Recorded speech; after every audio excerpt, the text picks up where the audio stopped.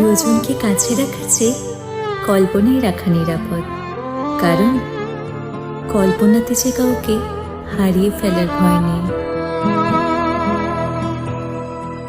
কি করে বলবো তোমায় আসলে মন কি যে চায়, কেন সে পালিয়ে বেড়ায় তোমায় থেকে।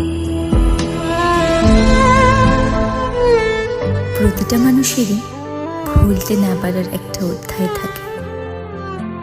অধিকারের জায়গাটা যেখানে শূন্য, সেখানে অভিমান করাটা